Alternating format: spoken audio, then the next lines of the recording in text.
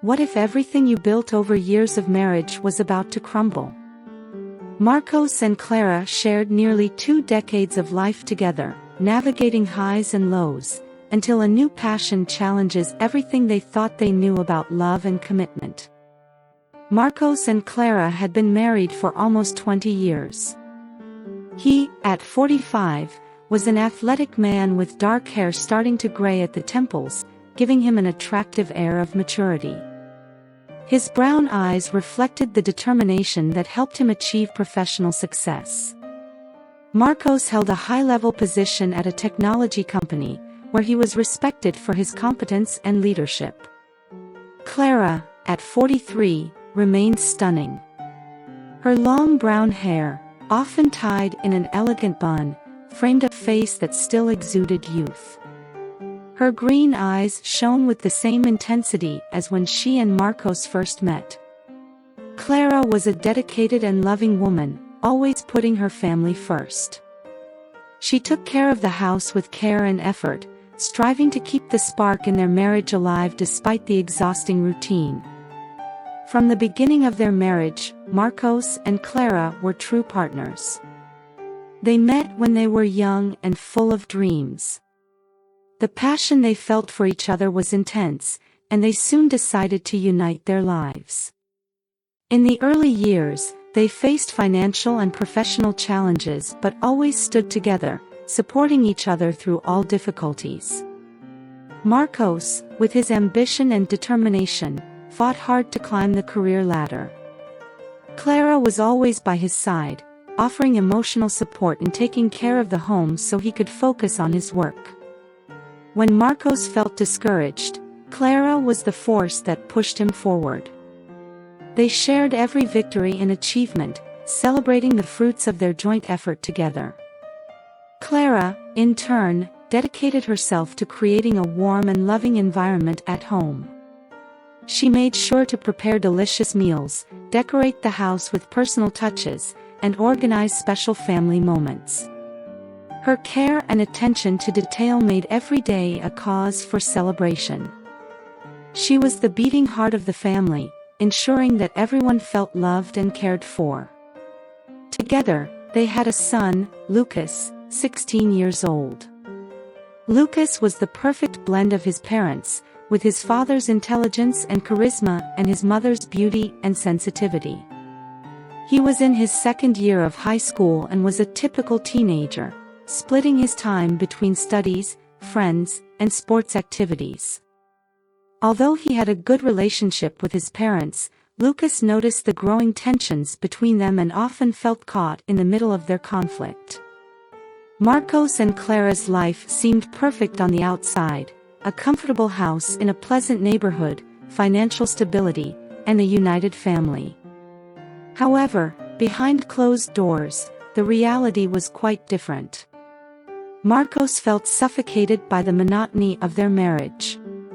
Conversations with Clara had become predictable, and the daily routine was a shadow of what had once been a relationship full of passion and shared dreams. As the years passed, Marcos began to feel that something was missing. He remembered the times when he and Clara would spend hours talking about everything, from their most intimate dreams to their plans for the future. But now, those conversations were reduced to discussions about household bills, Lucas's school commitments, and daily chores. He missed the moments of spontaneity, the shared laughter, and the surprises that made his heart race. Clara, on the other hand, noticed the growing distance between them and did everything she could to win back her husband. She organized romantic dinners, preparing Marcos's favorite meals and decorating the table with candles and flowers. She planned weekends away, choosing destinations that had once made them happy, hoping it would reignite the spark in their marriage. She even tried to get more involved in activities Marcos enjoyed, like watching football games with him or following his favorite TV shows. However, her efforts seemed in vain.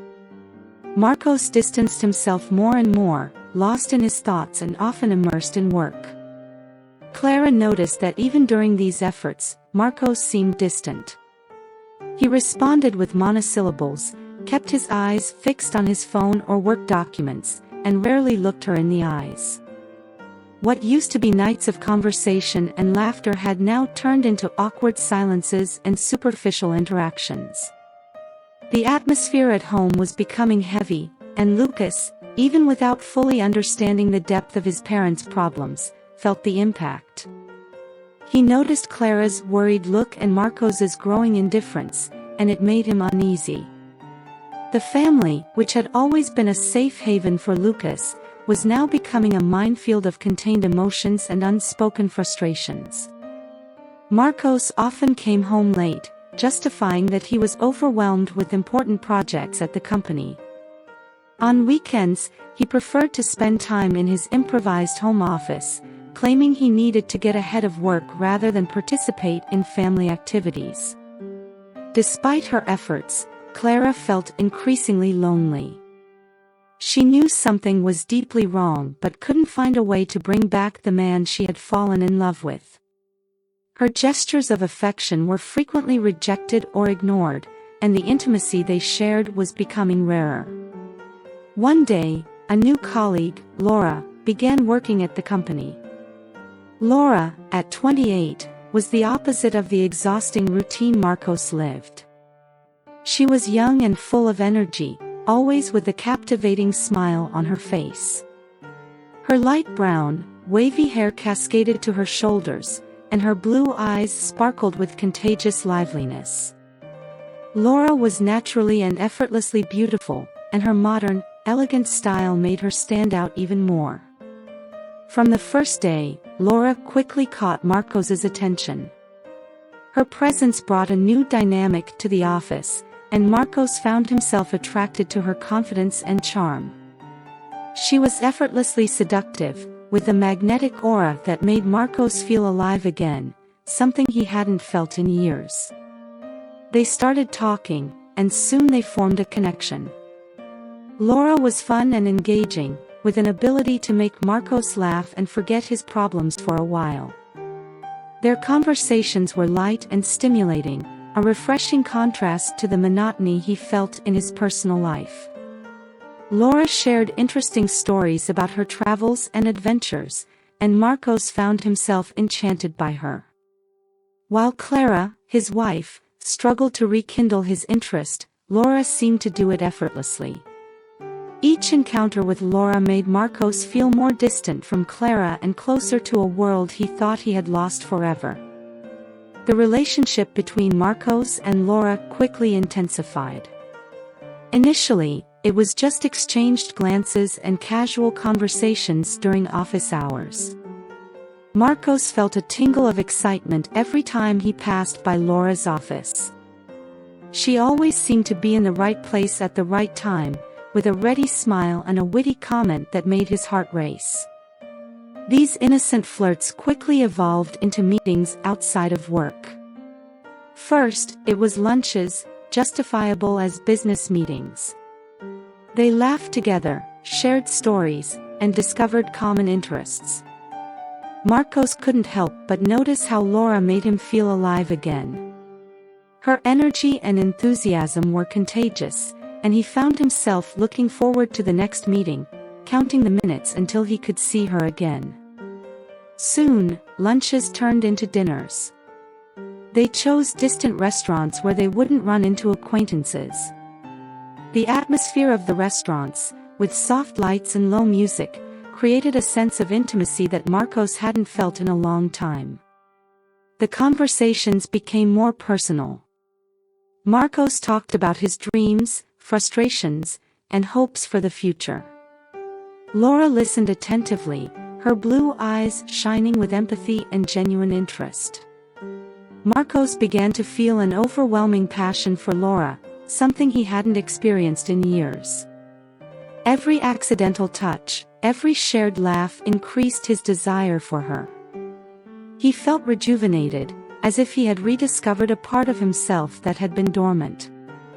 Laura, with her natural beauty and charisma, was a flame that rekindled the passion in his heart. Finally, dinners evolved into more intimate meetings. They began to meet in discreet places, away from the curious eyes of colleagues and society. These moments were intense and full of desire. Marcos fully gave himself to this new passion, forgetting for a while his responsibilities and his life with Clara. While Marcos was living this new and exciting phase of his life, Clara, despite her efforts, realized that she was losing her husband. She noticed the changes in Marcos. He was more absent, more distant, and emotionally disconnected. Clara tried everything to regain his attention, preparing romantic dinners, planning trips, and trying to be the woman he loved one day. However, nothing seemed to work. One day, Clara confronted Marcos. She called him for a serious conversation, her heart heavy with the pain of uncertainty. Clara asked what was happening, if there was someone else. Marcos, already decided, could no longer hide the truth. He confessed his involvement with Laura, explaining that she made him feel alive again, that he needed this new emotion in his life. Clara was devastated but maintained her dignity. She knew she had done everything she could to save her marriage, but Marcos's decision was made. He abandoned Clara to be with Laura, seeking a new life beside her. Marcos felt a mix of excitement and relief, believing that this new relationship would bring him the happiness he had been seeking. While Clara watched her life crumble, Marcos threw himself headlong into his new life with Laura. He believed he was starting an exciting new chapter, unaware of the challenges and disappointments that were yet to come. However, the new relationship between Marcos and Laura, although initially full of passion and excitement, began to show its own complications. At first, Marcos was dazzled. Every moment with Laura was like an escape from reality, a refuge where he could forget the pressures of work and the problems of his broken marriage. They traveled together to exotic places, dined in expensive restaurants, and enjoyed nights of intense passion. But over time, the initial flame began to dim, and Marcos started to notice traits in Laura that he had previously ignored. She was extremely ambitious, always talking about her plans to rise in the company, often without considering Marcos's feelings or needs. The affection and empathy that he so appreciated in Clara were absent in Laura. She was colder, more calculating, and focused on her own goals. Marcos began to miss the simple gestures of affection, those that Clara always offered without expecting anything in return. Laura rarely asked how he was doing or cared about his problems. He found himself feeling increasingly lonely, even when he was with her. The situation worsened when he noticed Laura flirting with other men, whether at social events or even at work. The pain and disillusionment this caused him were profound, and he wondered if he had made a huge mistake by abandoning his family for this relationship. Moreover, Laura not only demonstrated her ambition but also began to act in ways that undermined Marcos's position in the company. She manipulated situations, created intrigues, and made Marcos appear incompetent in front of the board. In important meetings, Laura subtly cast doubt on Marcos's decisions, always positioning herself as a more reliable and capable alternative. At first, Marcos tried to ignore these actions, believing he might be exaggerating or seeing things that weren't there. However, the frequency and intensity of problematic situations increased.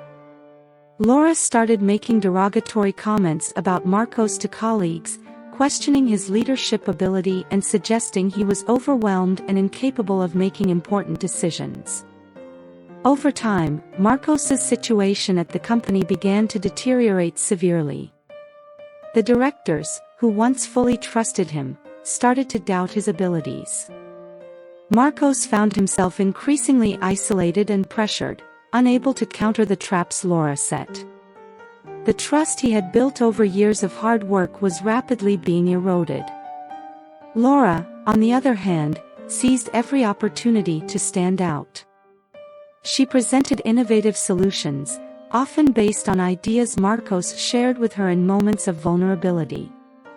Laura's manipulation knew no bounds, and she positioned herself as the savior of the company, someone capable of leading the organization to new heights. Eventually, the situation reached a critical point. The board, convinced that Marcos was no longer capable of leading, decided to remove him from his position.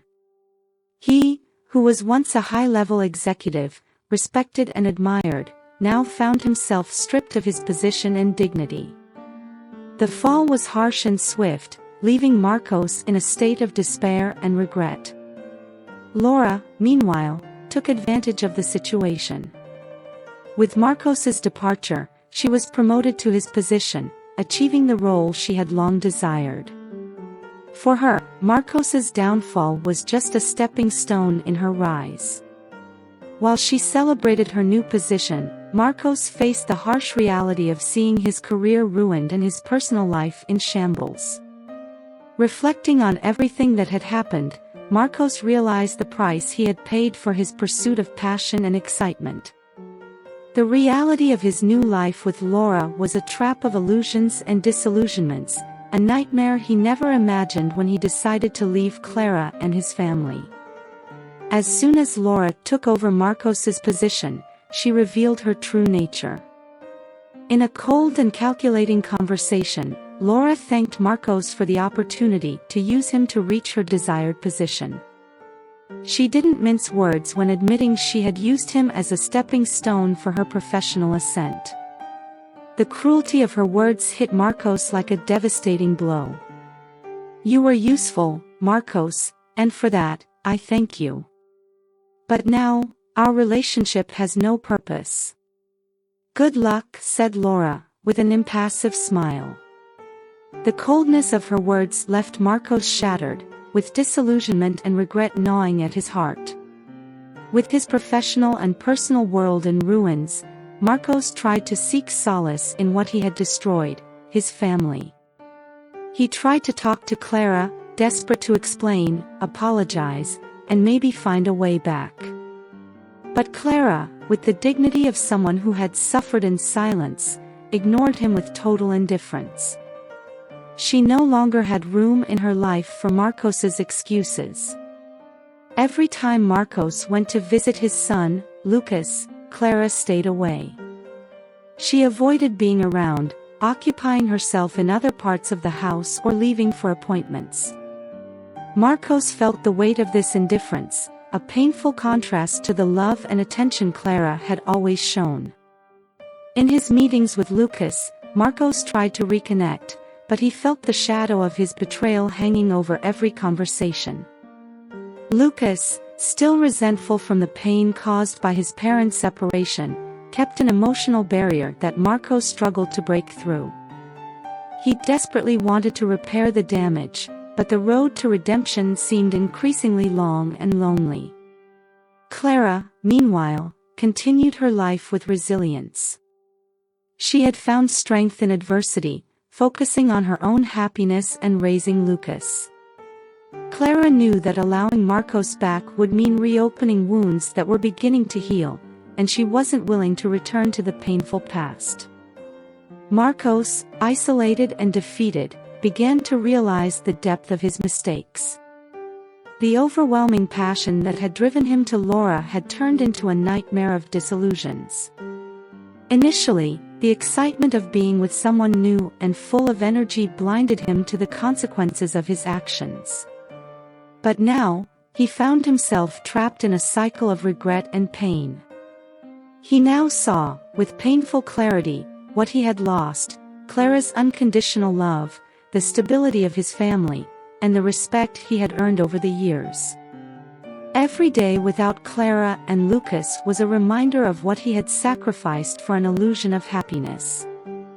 The void left by their absence was unbearable, and the house he and Clara had built together, once a refuge of love and security, now felt cold and lifeless. Marcos spent sleepless nights, reliving the moments when he began to drift away from Clara. He remembered how she had tried in every way to rekindle the marriage, while he got swept up in the novelty and seduction of Laura. The image of Clara, preparing romantic dinners and planning trips in the hope of winning back his love, haunted him. He realized, with bitterness, that it was his own dissatisfaction and selfish pursuit of something new that had destroyed what he held most dear. The weight of his wrong choices became increasingly unbearable. Laura's ambition and coldness, which once attracted him, now revealed their true cost. He felt used and betrayed, not only by Laura but by himself. The realization that Laura never loved him, but rather his position and status, devastated him. And the way she discarded him after achieving her goals was a deep blow to his self-esteem and pride. Losing his job at the company, a direct result of Laura's manipulations, added an extra layer of despair to his situation. The man who was once respected and admired now found himself unemployed and with a tarnished reputation. He knew that his fall was not just professional but also personal. The trust his colleagues had in him had turned into disdain and pity. The bitter lesson of his choices was now his burden to bear. He could only hope that, one day, he might find a way to redeem himself to those he loved most. Marcos knew that the path to redemption would be long and arduous, but he was determined to face it, hoping to regain, if not Clara's love, at least the respect and dignity he had lost. So, what did you think of Clara's attitude? Do you think she should take Marcos back? Or should he stay alone?